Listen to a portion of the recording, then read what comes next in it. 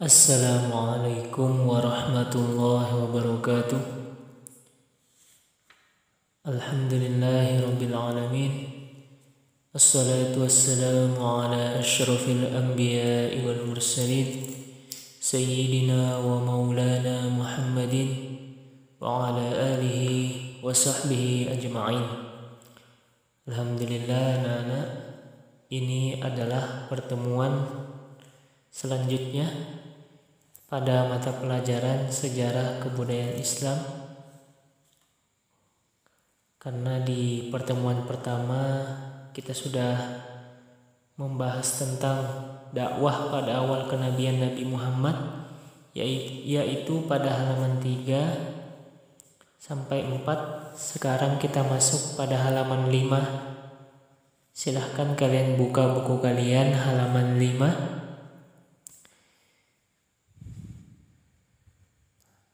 Sudah dibuka halaman 5 ya. Tapi sebelum itu saya jelaskan sedikit sebelum saya masuk ke materi. Jadi Nabi Muhammad memiliki cara untuk berdakwah. Nah, adapun di halaman 5 itu ada 2 cara Nabi dalam berdakwah. Nah, yang pertama, dakwah secara sembunyi-sembunyi. Perhatikan baik-baik bukunya, paragraf pertama, halaman 5.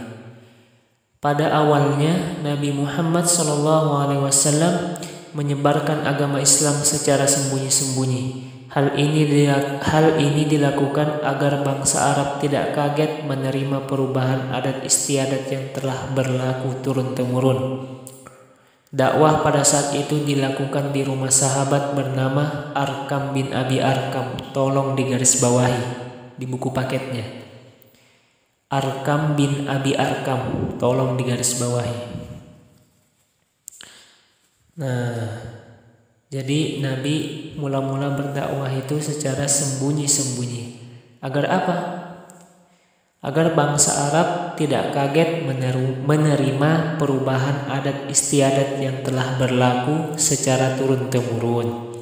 Karena kebiasaan itu sangat susah dirubah. Jadi untuk merubahnya itu harus sedikit-sedikit, tidak bisa langsung sekalian dirubah. Ya.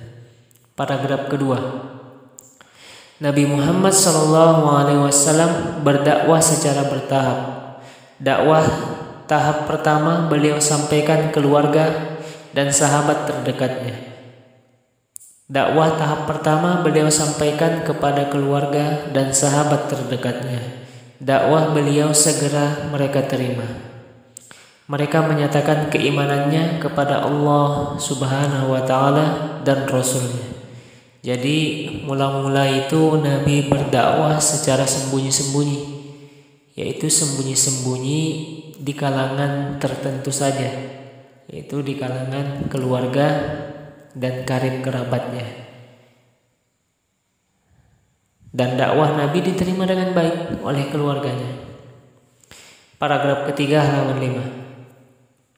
Orang-orang yang pertama menerima seruan agama Islam adalah keluarga dan sahabat terdekat, yaitu Siti Khadijah, istri Nabi Muhammad SAW, kemudian saudara sepupunya yaitu Ali bin Abi Thalib yang ketika itu belum genap berusia 10 tahun.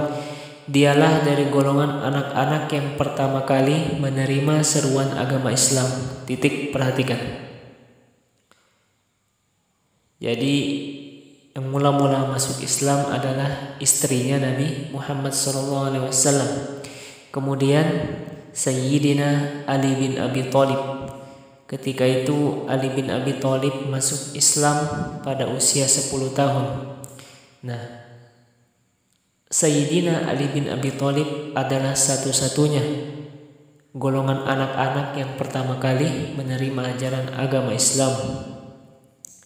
Selanjutnya Zaid bin Harisah, mantan budak yang telah dimerdekakan Nabi Muhammad, yang kemudian diangkat anak oleh Nabi Muhammad SAW.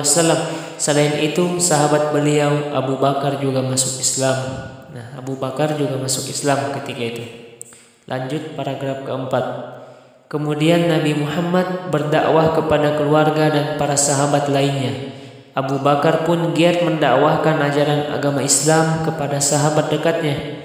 Abu Bakar adalah seorang saudagar kaya yang disenangi, berakhlak mulia dan terkenal ramah. Nabi berdakwah kepada keluarga dan para sahabat. Setelah Abu Bakar masuk, Abu Bakar pun giat mendakwahkan ajaran agama Islam kepada sahabat yang lain, kepada kerabatnya, dan lain-lain. Oleh karena itu Abu Bakar memiliki banyak sahabat. Usaha Nabi Muhammad dan Abu Bakar ternyata tidak sia-sia. Beberapa sahabat dan kerabat mereka masuk agama Islam. Di antaranya Zubair bin Awam, Utsman bin Affan, Sa'ad bin Abi Waqqas, Talhah bin Ubaidillah, dan Abdurrahman bin Auf. Nama-nama tersebut tolong kalian garis bawahi pada paragraf kelima. Itu tolong digaris bawahi nama-namanya itu ya. Zubair bin Awam, Utsman bin Affan, sampai Abdurrahman bin Auf. Lanjut paragraf kelima. Setelah itu masuk Islam pula Bilal bin Rabah, Abu Ubaidah bin Jarrah, Abu Salamah bin Abdul Asad, Arkam bin Abi Arkam al-Makhzumi, Utsman bin Maz'un, Ubaidah bin Haris, Fatimah binti Khattab, saudara Umar bin Khattab, Habab bin Arad, dan Abdullah bin Mas'ud. Itu banyak sekali ya. Nabi berdakwah secara sembunyi-sembunyi, banyak sekali yang menanggapi dengan baik dan masuk agama Islam. Mereka yang mula-mula memeluk agama Islam itu mendapat julukan As-Sabiqun al-Awwalun. Jadi kalau ada pertanyaan, apa julukan orang-orang yang pertama memeluk agama Islam? Maka kalian jawab As-Sabiqun al-Awwalun, yaitu orang yang pertama-tama masuk agama Islam. Silahkan buka halaman 5 nomor 2. Dakwah secara terang-terangan. Yang pertama tadi Nabi berdakwah secara sembunyi-sembunyi. Kemudian cara yang kedua yaitu Nabi berdakwah secara terang-terangan.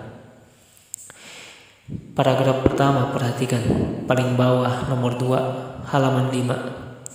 3 tahun sudah Nabi Muhammad berdakwah secara sembunyi-sembunyi. Jadi 3 tahun Nabi Muhammad berdakwah secara sembunyi-sembunyi. Kemudian turunlah wahyu Allah agar Nabi Muhammad berdakwah secara terang-terangan. Wahyu tersebut terdapat di dalam Al-Quran surah Al-Hijr ayat 94 sebagai berikut.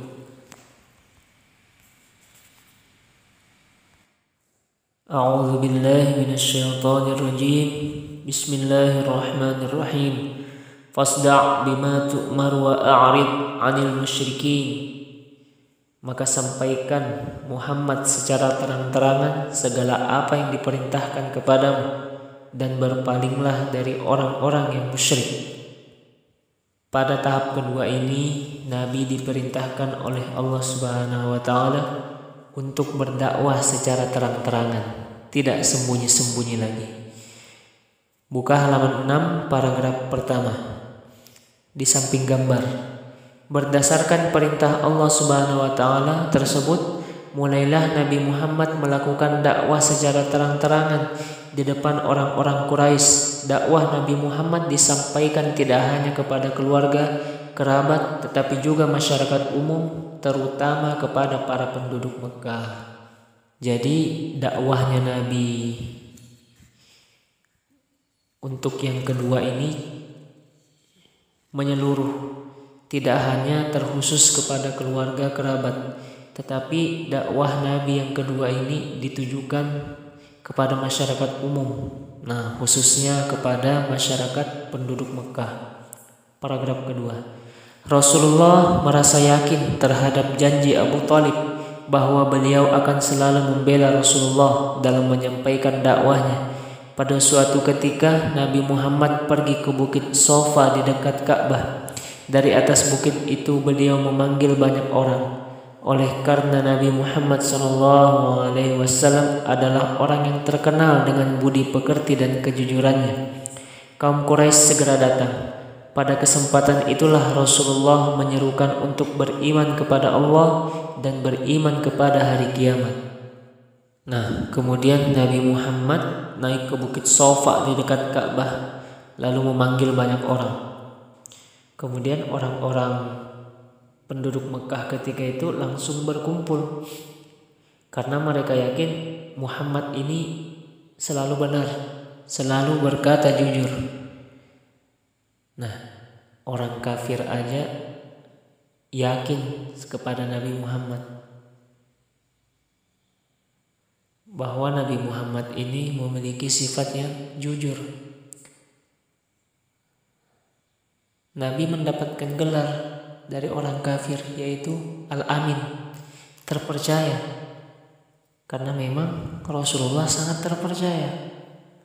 Nah, lanjut paragraf ketiga, halaman 6. Rasulullah berkata kepada orang-orang Quraisy, seandainya aku beritakan kepada kalian bahwa di lembah sana terdapat pasukan berkuda yang hendak menyerang kalian, apakah kalian akan mempercayaiku? Orang-orang yang hadir pun serempak menjawab, ya, kami percaya. Kami belum pernah melihat kamu berdusta. Luar biasa Rasulullah. Orang kafir pun yakin engkau Muhammad belum pernah berdusta. Berdusta itu berbohong. Nabi tidak pernah berbohong. Lanjut paragraf kelima. Kemudian Rasulullah berkata lagi, jika begitu dengarkanlah. Demi Allah yang tidak ada Tuhan selainnya, aku adalah utusan Allah. Allah telah memerintahkan aku supaya memperingatkan kalian, sembahlah Allah yang Maha Esa, tidak ada Tuhan selain Allah. Maka bila kalian ingkar, kalian akan mendapat azab dari Allah di hari kiamat. Lanjut, ajakan Rasulullah kemudian mendapat tantangan keras dari kebanyakan kaum Quraisy. Mereka menyumpahi Nabi Muhammad, di antara mereka adalah Abu Lahab, paman beliau sendiri. Ia marah dan memaki-maki, celakalah engkau Muhammad, untuk inikah kamu mengumpulkan kami? Mendengar ucapan Abu Lahab, Nabi Muhammad terdiam. Lalu turunlah ayat Al-Quran surah Al-Lahab ayat 1-5 sebagai berikut. Nah, dakwah Nabi ini tidak selalu mudah. Dakwah Nabi ini sungguh berat sekali, selalu mendapatkan penolakan. Adapun yang melakukan penolakan adalah paman beliau sendiri, yaitu Abu Lahab, memaki-maki beliau. Ia marahi Nabi Muhammad, dia hina Nabi Muhammad, kemudian mengatakan, celakalah engkau Muhammad, untuk inikah kamu mengumpulkan kami? Nah, istilahnya bilangnya Abu Lahab itu, untuk apa kamu mengumpulkan kami di sini kalau omonganmu cuma seperti itu Muhammad? Nah, itu katanya Abu Lahab. Kemudian Nabi Muhammad diam dimaki-maki. Nabi Muhammad bersabar, dicaci, dihina, Nabi sabar. Kemudian turunlah ayat surah Al-Lahab ayat 1-5 untuk melaknat sikapnya Abu Jahal ini. Maaf, maksud saya untuk melaknat sikapnya Abu Lahab ini. Nah, lanjut halaman 7. Paragraf pertama. Pada awal dakwah Rasulullah secara terang-terangan ini tidak mendapat tanggapan yang baik dari kaum Quraisy. Namun beliau tidak berputus asa, beliau terus berdakwah dengan penuh semangat dan kesabaran. Rasulullah berdakwah kepada kaum Quraisy dan penduduk Mekah kurang lebih selama 13 tahun. Nabi berdakwah tidak mudah. Banyak cobaan, banyak tantangan. Tetapi Nabi tidak pernah berputus asa. Sampai-sampai Nabi itu berdakwah di Mekah selama 13 tahun. Selama 13 tahun Nabi dicaci, dihina. Kalau saya tidak akan sanggup. Hanya Rasulullah yang sanggup. karena kemuliaan hati beliau, karena akhlak beliau luar biasa, karena kesabaran beliau luar biasa, mampu untuk menahan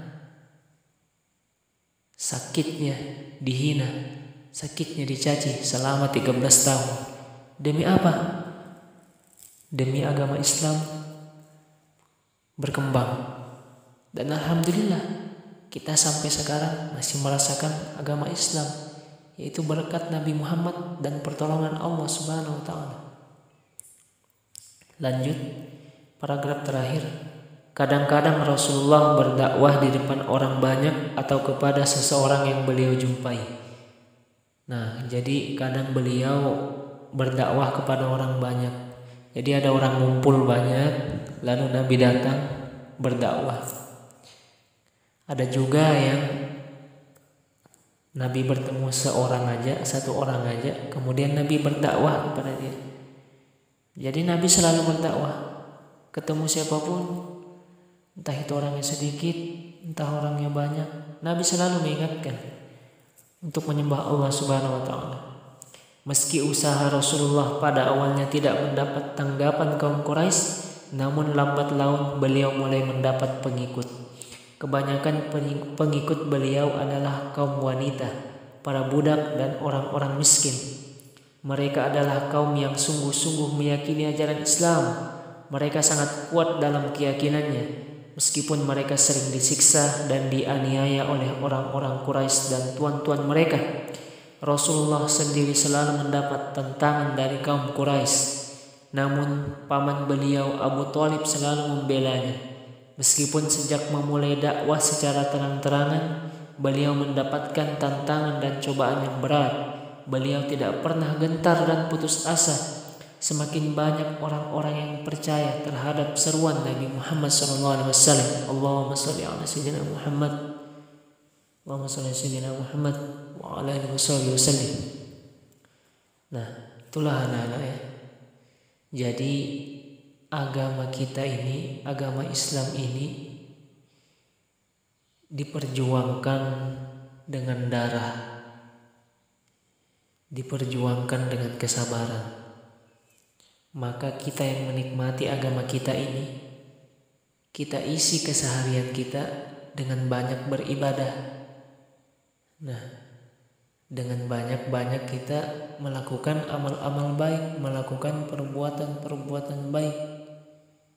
Karena itulah yang akan menyenangkan hatinya Rasulullah SAW.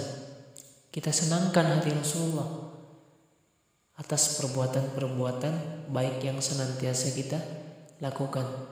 Kita sudah pelajari bagaimana Nabi dalam berdakwah, dilempari batu, dilempari kotoran, dicaci, dihina, tetapi tidak pernah berputus asa.